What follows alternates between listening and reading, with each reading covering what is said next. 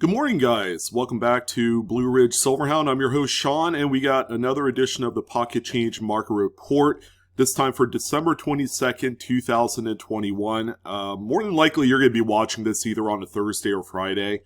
I didn't do the narration overlay of this video until much later Wednesday evening, and you guys know I like to upload these on Wednesday. That's why I affectionately refer to it as my midweek edition of the PCMR, but better late than never, I guess. We are a few days away from Christmas.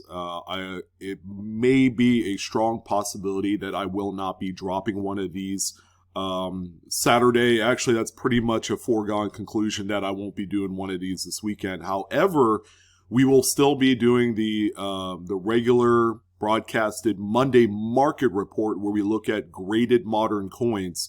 That's going to be dropping Monday morning, sometime thereabouts. So, nice little lineup to kind of get yourselves excited for. We're going to be doing a lot of videos next week as we kind of wrap up the year. We're going to take a look at, just kind of the year in review, among a few other different topics.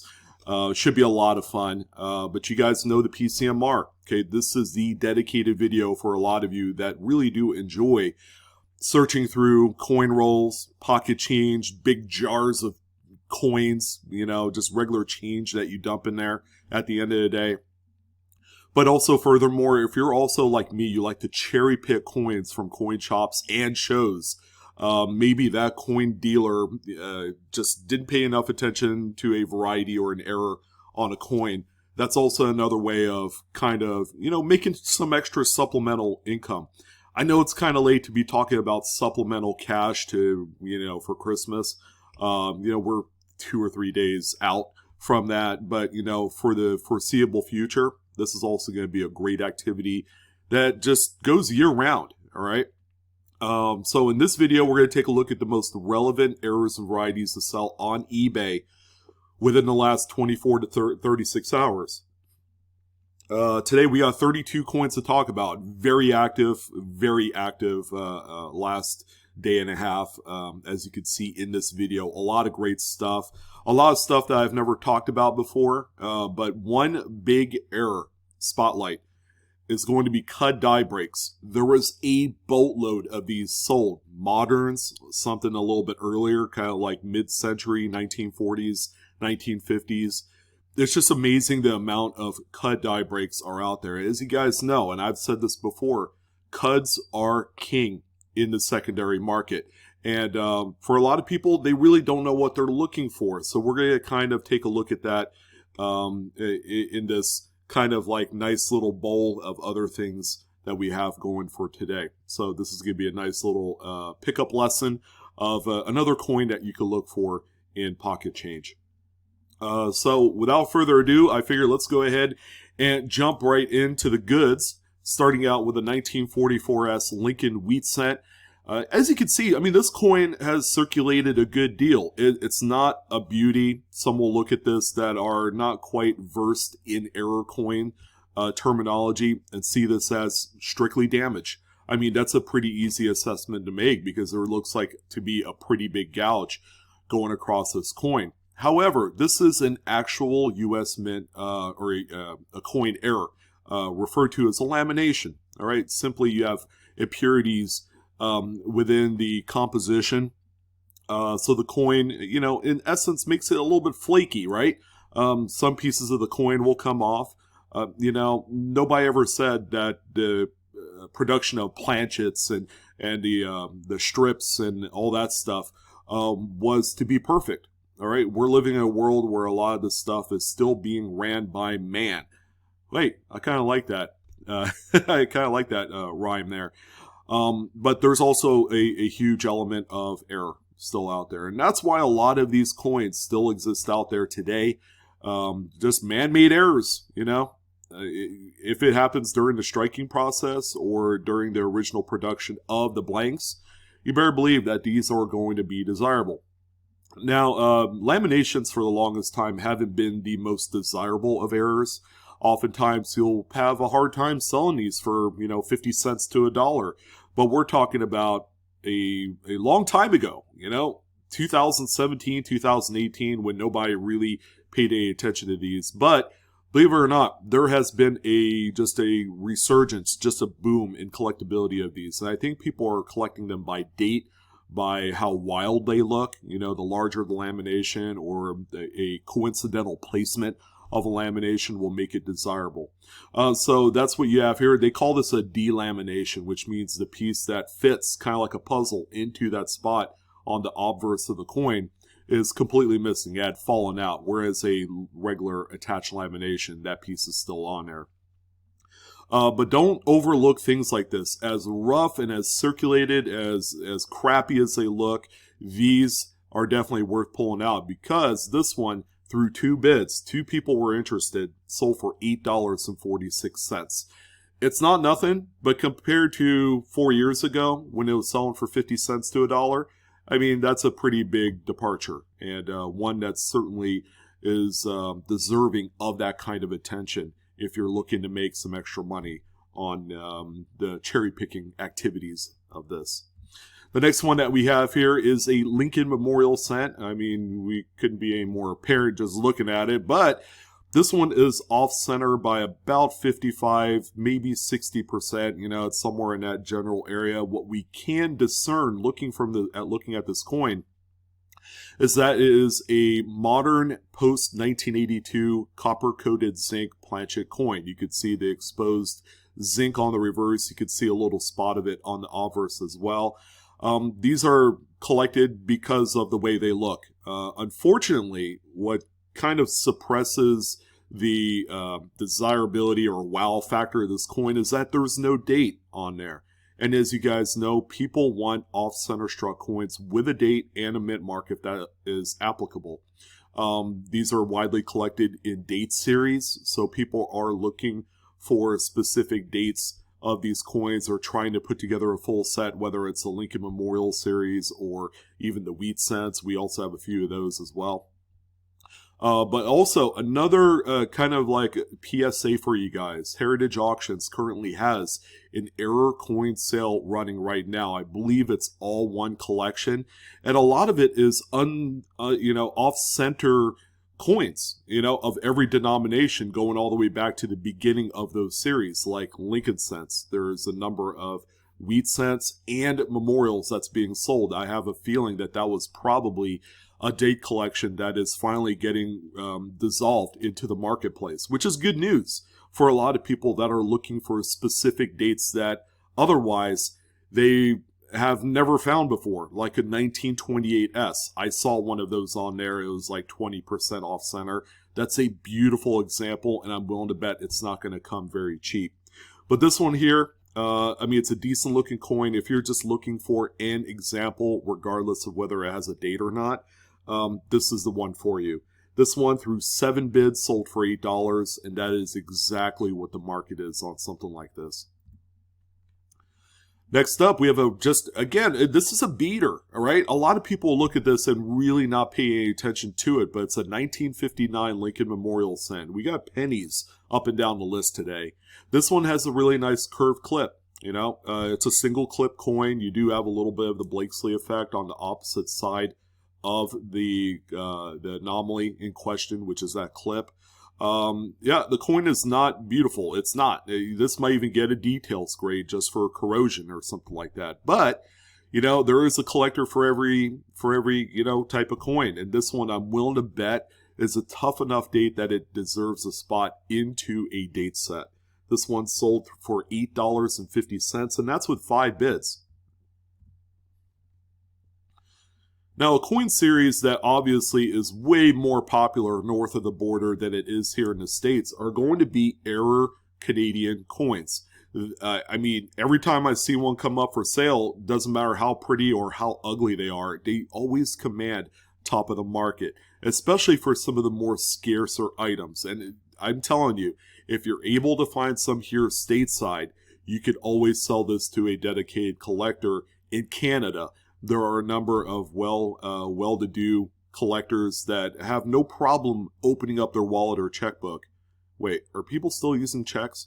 But anyways, yeah, they're willing to open up their crypto wallet. Let's just go ahead and say that, to be able to buy up some of the scarcer, more marquee items. This one right here is a no date. It has no date on there, with an indent, with a little bit of a brockage. You know, it's a much later state brockage because it's, you know, whatever is left on there design-wise is much bigger and flat than one that is a much earlier state brockage.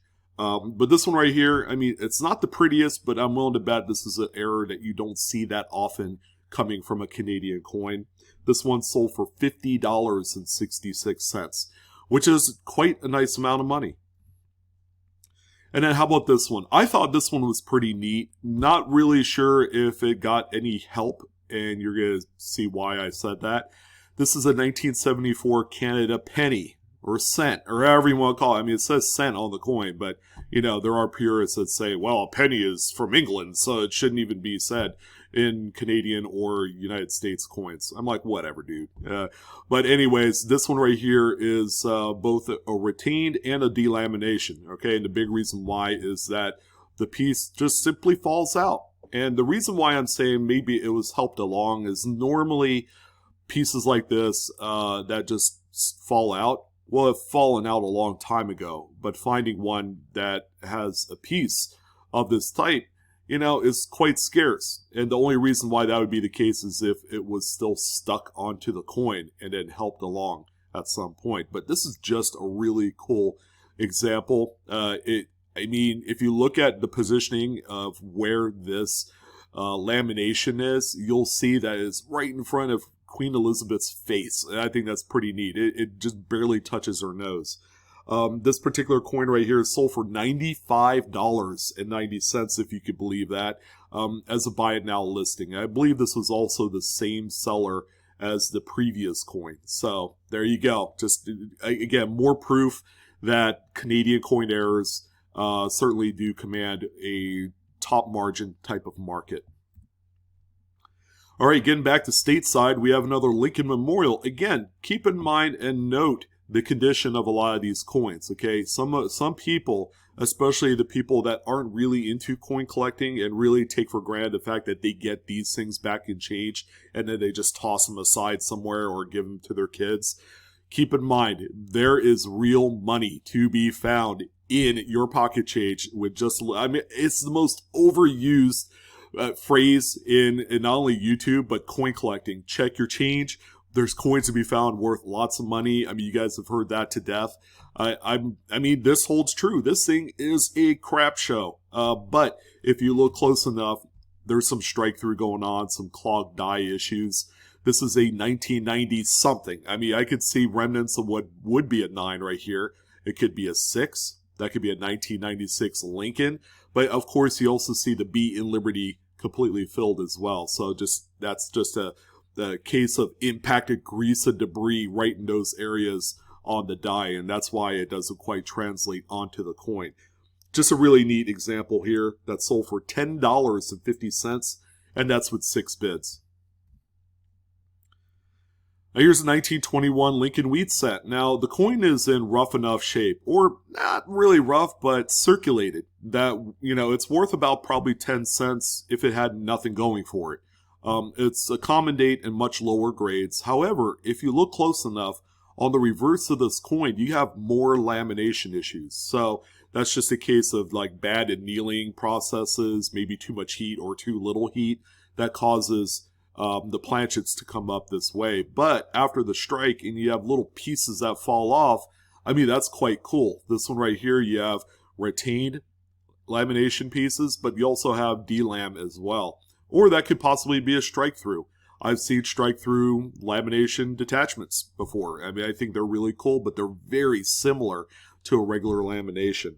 This one sold for $11.50, and that's with 18 bits. And I'll be absolutely honest, 20 years ago, I avoided coins like this because lamination errors had no market back in the year 2000. They just really did not exist out there, but now we're in a completely different collecting landscape in numismatics. People are doing full up type of, date sets of these things, of every conceivable error. But there's a number of people doing it and are having fun doing it and paying above what a traditional market would be for such coins.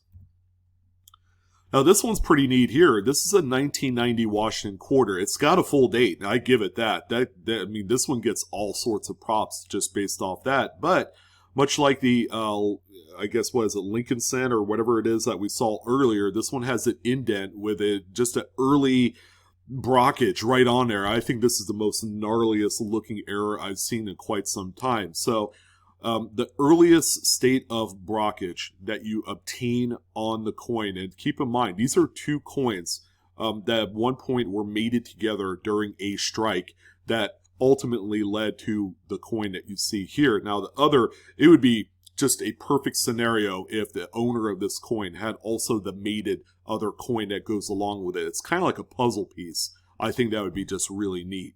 But this one on its own is incredibly desired. I mean, it does have a little bit of, edge issues, a little ding there, a scratch going here through Washington's bust.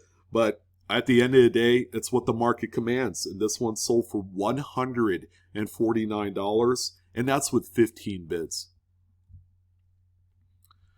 Another really impressive coin. Now, it doesn't have a date, but I think in this particular case, I'll give it a pass. But we have a Jefferson nickel with, count them, not one, not two, but 3 curved clips.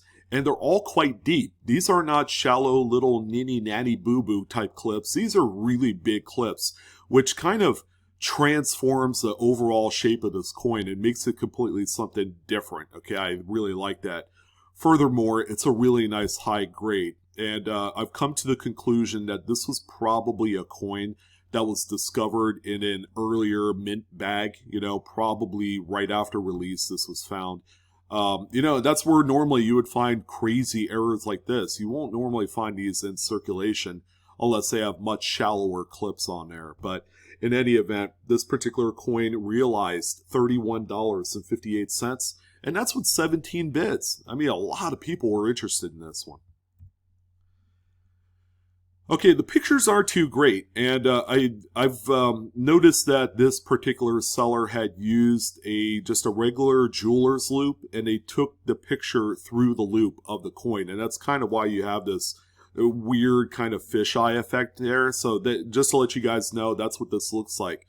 But it also appears that there was probably some oil or fingerprints on the actual lens of either the loop or the camera lens. So make sure when you're taking pictures with your smartphone device or using a secondary type of item like a jeweler's loop or maybe that clip-on microscope deal, okay, like I have. I got one of those, but I also have a USB scope as well, that you're going to have, similar type of final pictures like this one is. But we could say that this is a 1996P, okay, Jefferson nickel, kind of modern date. But if you look at the base of Jefferson, there's also a Cud. All right, this is our first Cud coin to talk about today. Now it's quite small, but that's okay. I mean, a Cud is king in terms of collectability and secondary market value. If we look close enough, that's what it looks like. I think all in all, I think the seller did a lights out type of job, just a knockout job with the close up of the Cud, and that's what really matters in this particular instance. This one sold for $32.75. I mean, that's a really good chunk of money for a small Cud with less than desirable pictures, and the coin is quite circulated. So, I mean, again, that's not nothing. That's a good chunk of money right there. Now here's another Cud. If you guys like cherry picking earlier Indian head cents like I do, and keep in mind, you can find these all throughout the earlier dates of Indian head cents, along with the 1870s, 1880s, 1890s, and certain dates of the early 1900s. So you have a wide bandwidth of dates to look through. More often, you're going to find these on the reverse. And there's a lot of retained Cud breaks, like pre-Cuds, and there's fully functional type of Cuds. This is a great example here on this 1869. But don't get me wrong, this is a much tougher date than as indicated, all right? I mean, in much higher grades, this could easily be a $500 to $1,000 coin in like XF and AU condition, all right? And then there's also that quite nasty repunch date the Snow 1 that everybody knows about, and it's also a cherry picker's guide. But check out that Cud die break at K3 on the reverse. Is just absolutely nasty. The coin's not pretty. It does have some gunk and buildup and all sorts of other things. It's probably a net, maybe good 6, somewhere around there. It's got a rim ding close to that date right there. But all in all, it did sell for $133.49, where customarily this is a coin that you could walk into a coin shop and pick it up for right around 20-30 bucks. I mean, that's a heck of a deal. You cherry pick something like this, and you're kind of going to run away with some extra cash in your pocket if you know what you're looking for. All right, now this dark image right here, believe it or not, is a 1950s Lincoln wheat cent. Now, as you can see, it's got the wider appearance to it. All right, this is a broad strike. As you guys know, broad strikes occur when there's a malfunction in the collar where it's not engaged to fully help along the striking process, because normally a collar would have the reading, it would just have maybe a plain edge for like Lincoln cents, but ultimately it's what keeps the coin in the striking chamber during the strike action. If that collar isn't engaged, then the metal flow has to go outwards, right? Kind of like a pancake does with, like, you know, fresh batter. It expands out to a certain size. But this is a much tougher date of this type of error. And because of that, it did sell for $73.75. Keep note of the condition. These are being pulled out of like older stock of wheat cents. There are even dealers that overlook stuff like this. I found probably a good dozen or so broad strikes in these wheat cent bags that otherwise should be found and sold as such.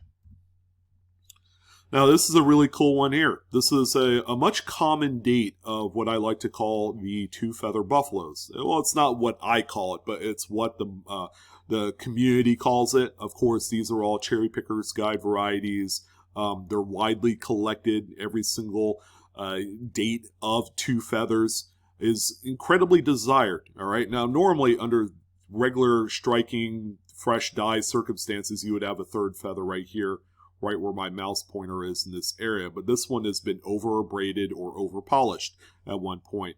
There are a number of different dates where you could find this. Of course, the much higher graded examples will can't command moon money. So if you're able to find, say, for instance, an XF and higher grade of any one of the attributed dates of two feathers, well, you're going to enjoy a lot of great success selling it. All right, and it's honestly a coin that I would probably grade in much higher grades. This one right here, you could sell these all day long raw. All right, same with a few of the other dates. If it's like a fine and less, I would say just sell it raw. I mean, you're going to realize all of the potential that way.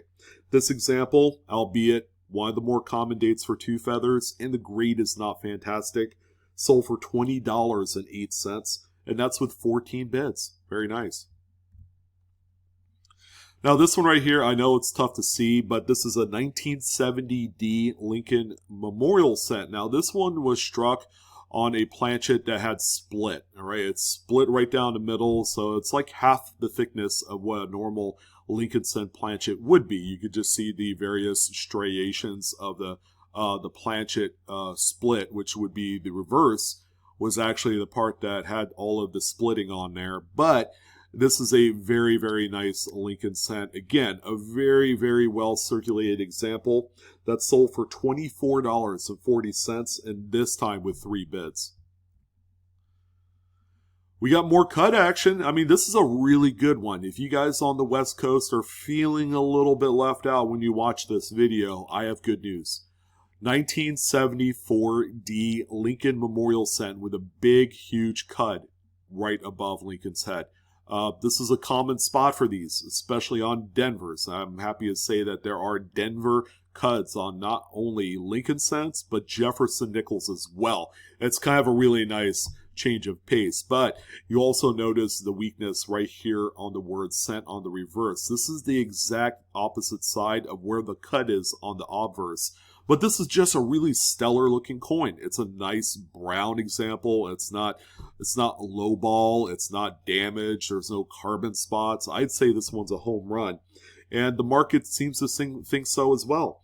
This one sold for $53.48, and that's with 5 bids. As you guys know, Cuds occur normally on the edge of the coin that go into the devices, and that's really just a piece of the die that had fallen out.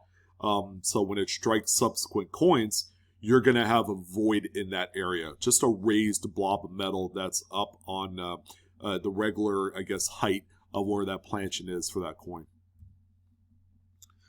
I love seeing these. Now, Coins and Cards sells a lot of really cool coins on eBay if you're looking for a marquee piece, and oftentimes you're going to find a lot of raw examples from this seller. How about 1972 Lincoln Memorial with the double die obverse number 1, or FS 101 in the Cherry Picker's Guide? Now, this one needs no introduction. Look at the wild doubling on not only the date, liberty, and the motto, "In God We Trust," but check out the front of good old Abe's jacket. I mean, that thing is insane. This thing is a really nice coin, and if you're really, diehard in getting into, just high-end varieties, this is the probably top of your list, and this is unmistakable. This one sold for $445, and that's a raw, ungraded specimen. Looks good too, which helps support the fact that you don't have to grade every coin. I would say 98% of the coins out there does not need to be graded. If you guys have made it into the video this long and you heard this, make sure that you ingrain this into your mind. You do not have to grade every coin, okay? It doesn't matter how special you think it is. They will sell on their own merit, like this one did.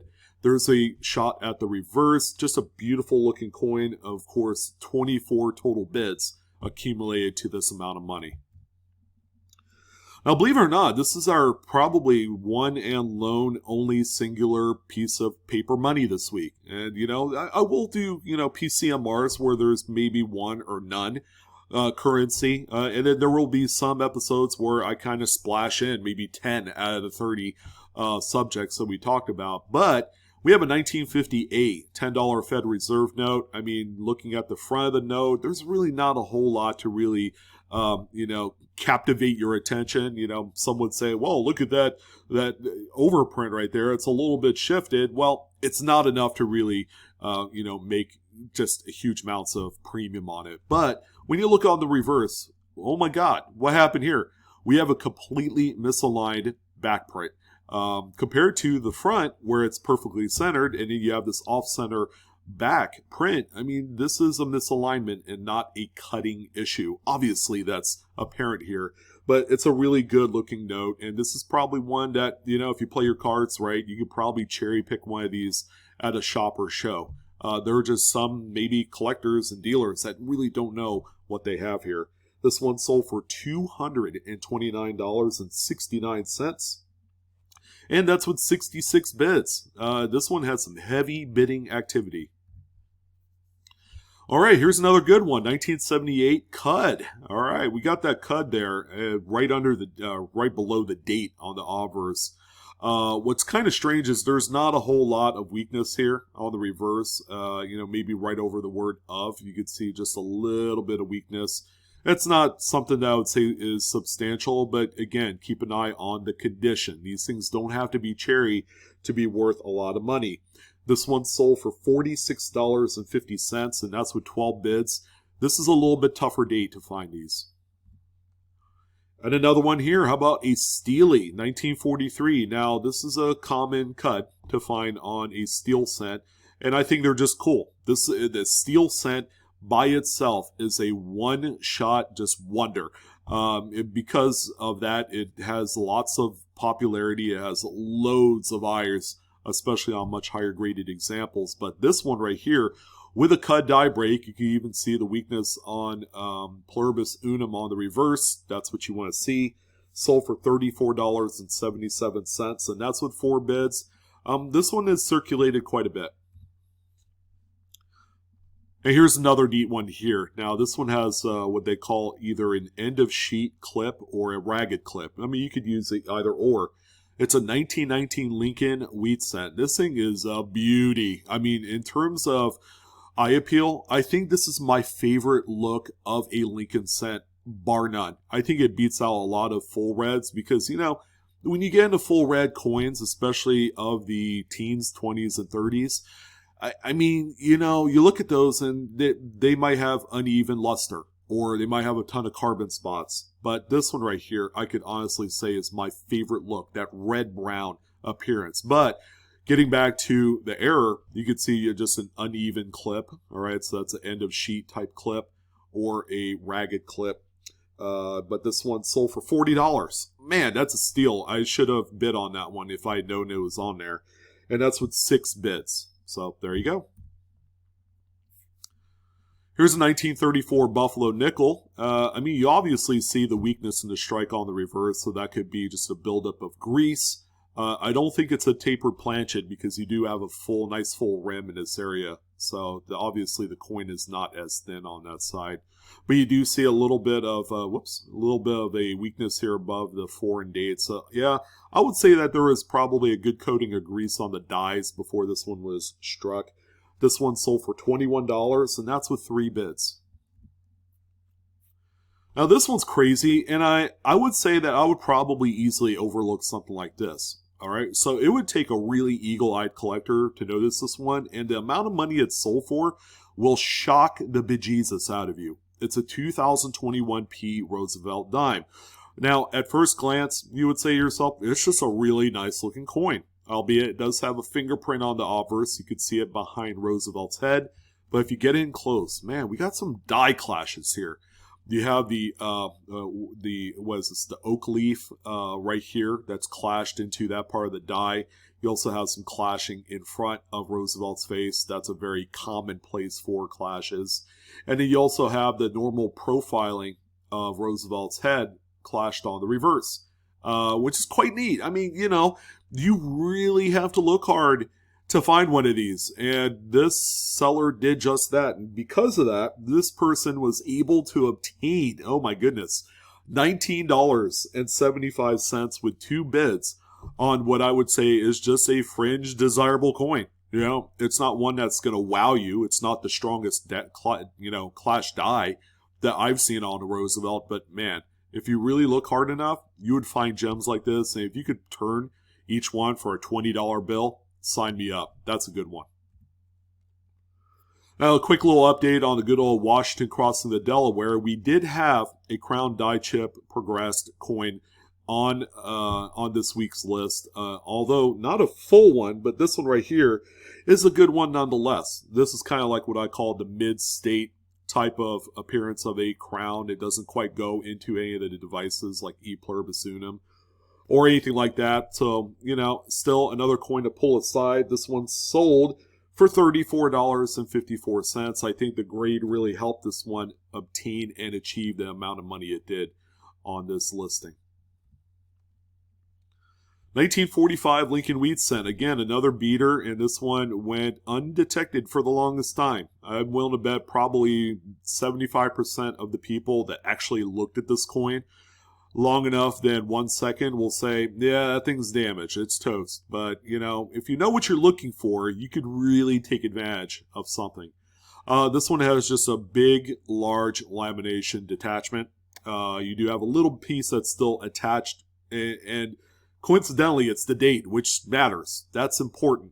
This one right here sold for $11.95. Again, the coin's not in fantastic shape, but it's what you would expect for a lamination. Okay, so I'm going to say this right now. This is probably the most prettiest looking Sacagawea dollar wounded eagle that I've seen in quite some time. And it's from a completely different seller.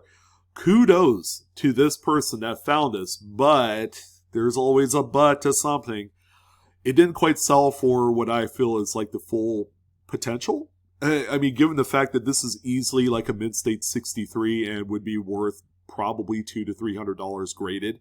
But you could see the die gouge that goes right through the eagle's breast. This is also FS901 in the Cherry Picker's Guide. Compared to, you know, the scores of other ones that I've seen, which obviously had circulated quite a good deal, this is one of the better ones I've seen in quite some time.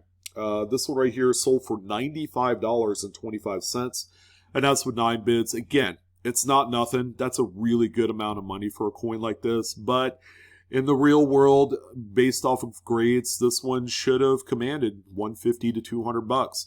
In the seller's defense, he is a new seller with like 0 or 1 feedback, so that kind of might have helped, suppress the value of this coin a little bit. But it's a good way to kind of get your feet wet or your ears wet or whatever that expression is by selling a coin like this and really delivering on the promise that you are selling quality.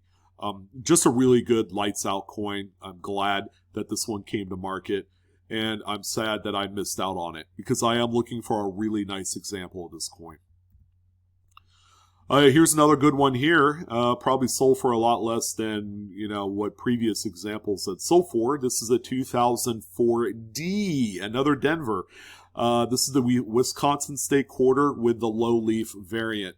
All right, so there you go. That's what that looks like. There's a high and low leaf. The high leaf commands a little bit more money. The coin, I would say, is probably a AU 55-ish. It's got luster in certain areas. And it's quite nice. These were commonly distributed 17 years ago in the Texas, Oklahoma, and Arkansas region. And to this day, they're still being found in that particular pocket of the United States. If you guys are into searching quarters, okay, this is a very nice, rich area of the U.S. where not only do you find the high and low leaf Wisconsins, but also a nice concentration of some of those W Mint quarters from 2019 and 2020. There's just a lot of people that had found those in that region of the U.S. So you guys have a lot of things to look for. If you don't find, $50 rolls, you can look for these as well. This one sold for $55.95 with 15 bids. A little bit low in the market, but still just a really nice, pleasing example. Now this is the king of kings of Cuds for this particular episode of the PCMR. We have a 1970D Washington Quarter with probably one of the most prettiest cuts that I have ever laid eyes on. All right, there are a few others that beat this one out, but check out the weakness on the reverse. Just unmistakably beautiful. It's a very clean coin, probably like an XF45 grade. Oh man, but the close-ups, this seller did a dynamite job capturing this. Very, very nice. Just a huge cut die break. This one sold for $110.85. Really nice. All right, not a pretty coin, but we have a 53 Lincoln wheat cent. All right, take note. People do want these. This one has the good old interior die break cracked skull. All right, that's the official kind of like nickname for these Lincolns with the big cracked skull feature on there. Normally when you find these, you also have the corresponding kind of like spike head as well, because with this kind of like cracking and breakage and all that stuff on the actual dies, you also have like other stress cracks that go to the actual edge of the coin. This one right here is sold for $9, and that's with 8 bids. Again, I have probably in hand, based off of many years of searching through wheat cents, I probably have maybe 500 of these. Now, could I sell all of it for $4,000? Probably not. I mean, it'd take a lot of work to list them, but I have mid-state examples. I have examples that are just really beat up, and it's just, these are really cool to find, and I'm glad these are finally getting their due as kind of like a very interesting type of find. This one's neat. I like this one. This is a double struck 1963D Lincoln Memorial cent. I've never been more hyped and excited for coins than I was today, looking through some of them. And I'm always excited because I'm like, I cannot believe that these circulated, number one. Number two, I can't believe these were in circulation. Number three, and I can't believe they're just now getting sold, ungraded, which is what I like to see. These are things you could easily sell as is. Again, it cost lots of dinero to grade these through like PCGS. In total, it's like $100 a coin, with the irregular submission fee, and then tack on another 60 bones for the actual error attribution. It's not worth it most of the time.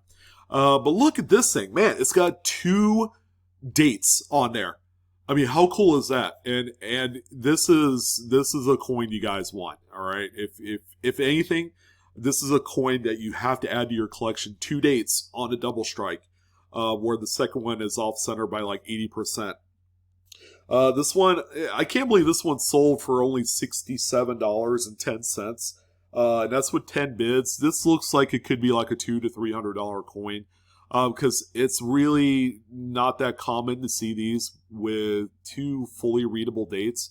I mean, we do know it's a 63 and it is a D. So, I mean, that's all really that you need to make this one highly relevant in a collection. And this one's cool too, 1977D. I mean, it's off center by about 75%. You have a full date and mint mark, but check out the reverse. You have a little bit of a brockage as well, which is really, really phenomenal. You just don't see these that often. This one right here sold for $114. That's with 10 bids.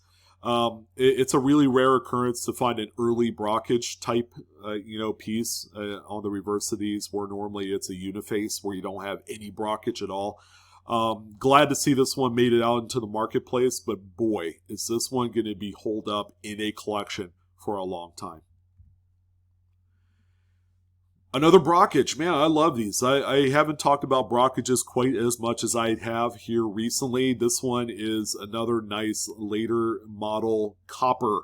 This is a bronze planchet Lincoln Memorial cent. This one is a kind of like a mid, maybe later state of brockage on here. Late stage brockage. You could see just the reversing of the Lincoln Memorial on the obverse of the coin. You don't have any readable date as expected because that cap die hadn't quite thinned out enough, but you still have devices on the cap to be able to produce what you see here. This one sold for $43.45. But the last coin, of course, is going to be a modern beaut. How about another 2020 Lincoln Shield cent? This one is off-center by, I would say, 15%, somewhere around there. I mean, I can't believe something like this is being found in much newer coins. But this one is just a beauty. Even has a little bit of a partial tilted collar. You can see kind of like that stepped indented feature around that edge. But yeah, it's a really nice shape.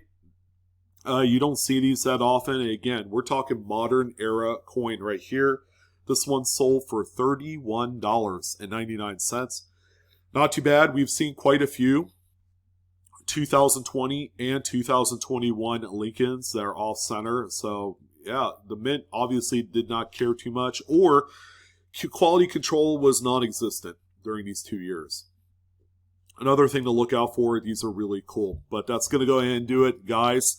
I want to take this time to personally thank you. All right, first and foremost, Merry Christmas, Christmaka, whatever you guys celebrate. I want to wish you guys a very happy holidays. Thank you, of course, for a dynamite 2021. This has been one of the most exciting years to talk about. Yeah, there was some like trials and tribulations with the whole U.S. Mint thing and all the crap show that was going on there, but it was fun to talk about regardless. And a lot of people were able to put in their input, as necessary. The freedom to do that is simply spectacular. It sucks that they did do away with the dislike button for whatever reason.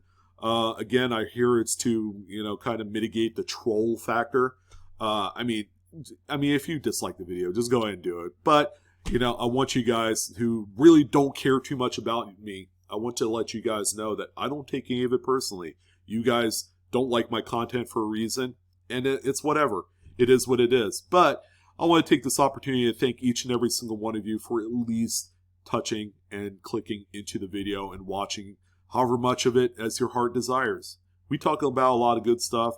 Yeah, I ramble on to no end, but that's me being excited about the hobby. I don't know how many times I could say that, but when you're passionate, you could kind of feel that when you're watching the video. I have a lot of people that said, you know what?